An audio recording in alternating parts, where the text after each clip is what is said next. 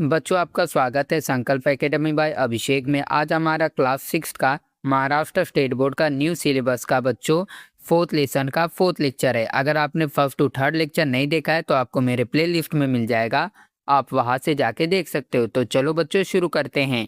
If you were studying in gurukul, what would your daily routine be? Right an essay on this topic.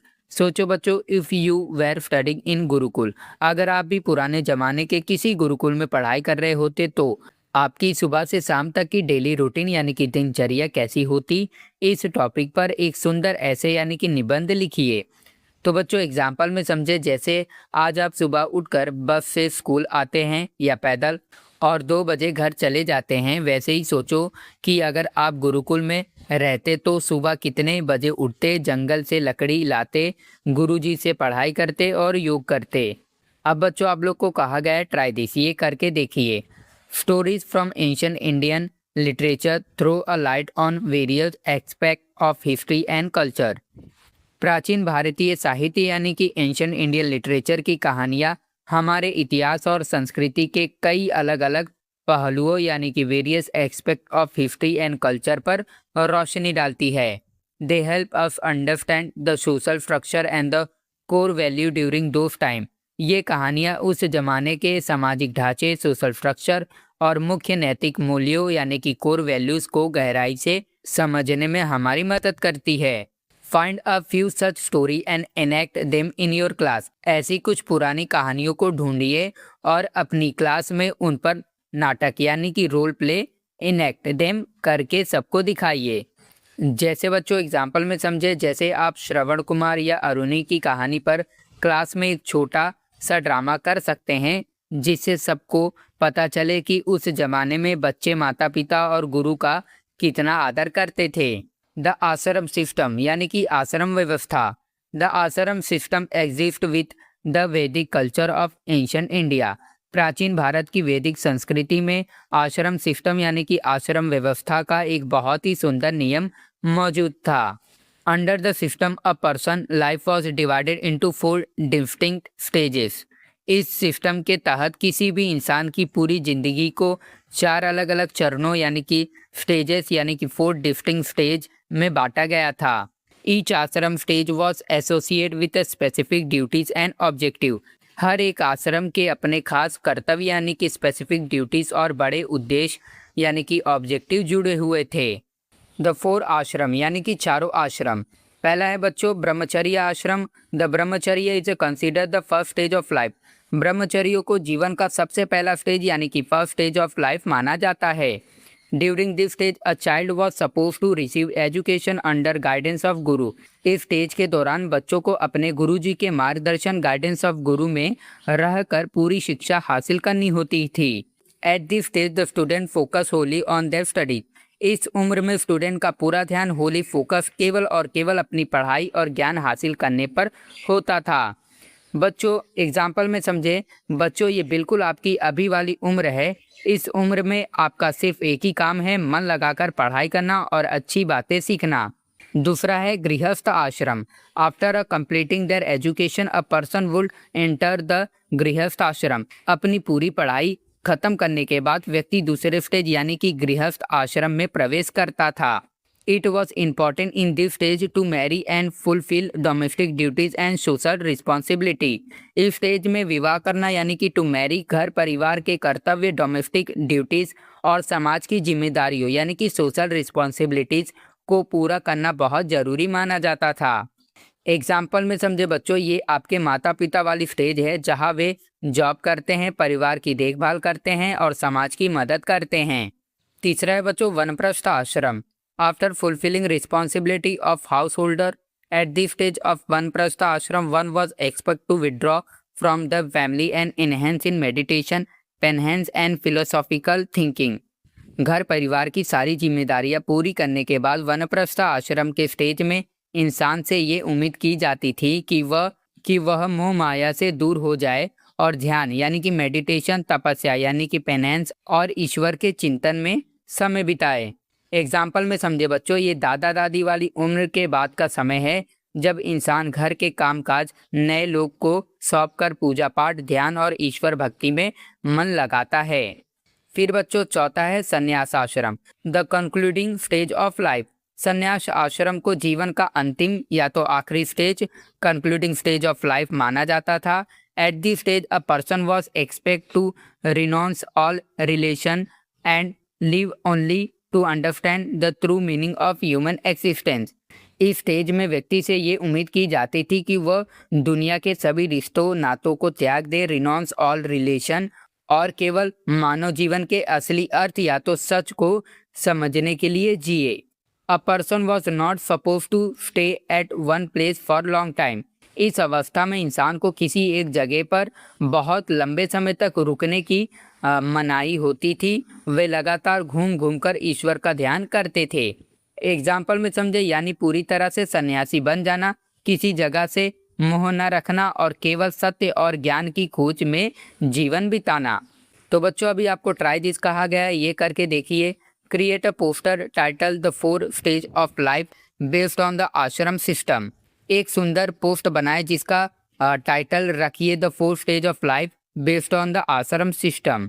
Include drawing और picture for each stage along with a written information regarding its specific duties and significance. Display it in your classroom. Poster में चारों stages की सुंदर drawings या तो pics लगाए, साथ ही उनके कर्तव्यों और महत्वों के बारे में जानकारी लिखकर उसे अपनी क्लास में लगाए। जैसे मैंने आपको ऊपर बताया था ना बच्चों, सब एग्जाम्पल के साथ वैसा। द लाइफ ऑफ वैदिक people was simple and discipline. वैदिक काल के लोग का जीवन बहुत ही साधारण यानी कि सिंपल और अनुशासित यानी कि डिसिप्लिन हुआ करता था। They were thought the importance of values such as truthfulness, self control and generosity. उन्हें हमेशा सच्चाई, ट्रूथफुलनेस, आत्म नियंत्रण यानी कि सेल्फ कंट्रोल और उदारता या तो दयालुता, जेनरोसिटी जैसे महान मूल्यों का महत्व सिखाया जाता था। In social life values like unity, cooperation and mutual respect were of prime importance. सामाजिक जीवन में एकता यानी कि यूनिटी, आपस में सहयोग यानी कि कोऑपरेशन और एक दूसरे का आदर यानी कि म्यूचुअल रिस्पेक्ट सबसे ज़्यादा महत्वपूर्ण माना जाता था। People celebrate life through seasonal festival, yajnas, music and dance. लोग अलग अलग मौसम के त्योहारों यानी कि सीजनल फेस्टिवल, यज्ञों यानी कि याजनास, संगीत यानी कि म्यूजिक और डांस के जरिए खुशी मनाते थे। Avoiding food wastage help the poor and living a discipline life formed an integral part of their moral values. खाना बर्बाद ना करना, अवॉइडिंग फूड वेस्टेज, गरीबों की मदद करना, हेल्पिंग द पुअर, और अनुशासन में रहना उनकी नैतिक आदतों का सबसे बड़ा हिस्सा था। एग्जाम्पल में समझे बच्चों, सोचो बच्चों, अपनी प्लेट में खाना ना छोड़ना और ज़रूरतमंदों को खाना खिलाना, ये अच्छी आदतें हजारों साल पहले से हमारे भारत में सिखाई जा रही है। This moral values instilled positivity in society. This values help to create a mature society. इन अच्छे नैतिक मूल्यों ने समाज में सकारात्मकता यानी कि पॉजिटिविटी भरी और इन्हीं आदतों के वजह से एक समझदार यानी कि मेच्योर सोसाइटी बनकर तैयार हुआ।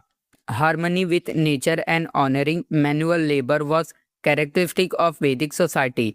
प्रकृति के साथ मिलकर रहना यानी कि हार्मनी विथ नेचर और हाथ से मेहनत करने वाले काम का सम्मान करना, ऑनरिंग मैनुअल लेबर वैदिक समाज की सबसे बड़ी खासियत थी। एग्जाम्पल में समझे बच्चों, यानी वे पेड़ पौधे से प्यार करते थे और पसीना बहाकर मेहनत करने वाले किसान या कारीगर को पूरा सम्मान देते थे। What is your opinion? आपकी क्या राय है? The ashram system played an important role in promoting a sense of planning, self discipline, self control and dutifulness in individual life. आपकी क्या राय है बच्चों?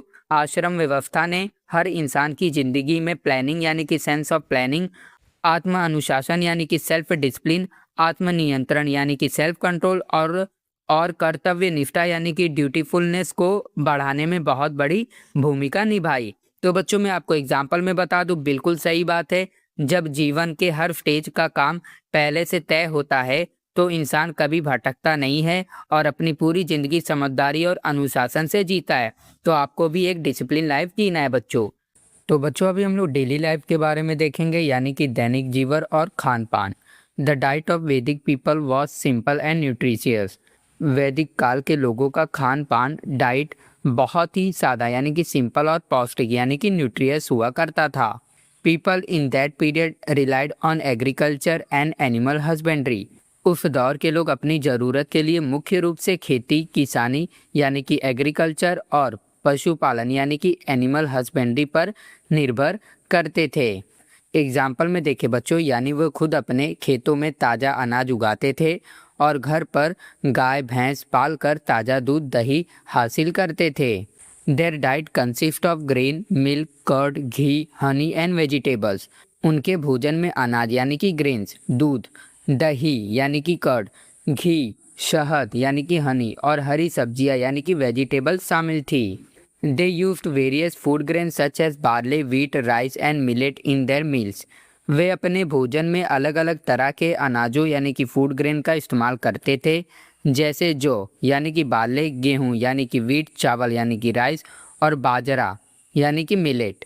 एग्जाम्पल में देखे बच्चों, जैसे हम कभी गेहूं की रोटी तो कभी चावल या बाजरे की रोटी खाते हैं, वैसे ही वे भी ये सारे पौष्टिक अनाज खाते थे। Thus their diet consists of plant based food। इस तरह उनका भोजन मुख्य रूप से पौधे से मिलने वाले शाकाहारी भोजन यानी कि प्लांट बेस्ड फूड पर आधारित था। They consume fruits according to the changing season. वे बदलते हुए मौसम यानी कि चेंजिंग सीजन के हिसाब से ताज़े फल यानी कि फ्रूट खाते थे। एग्जाम्पल में समझे बच्चों, जैसे हम गर्मियों में आम और सर्दियों में संतरा सेब खाते हैं, वैसे ही वे भी हर सीजन के हिसाब से ताज़े फल खाते थे। It was expected that food should be pure and balance. ऐसी उम्मीद की जाती थी कि भोजन हमेशा शुद्ध यानी कि प्योर और संतुलन यानी कि बैलेंस्ड होना चाहिए।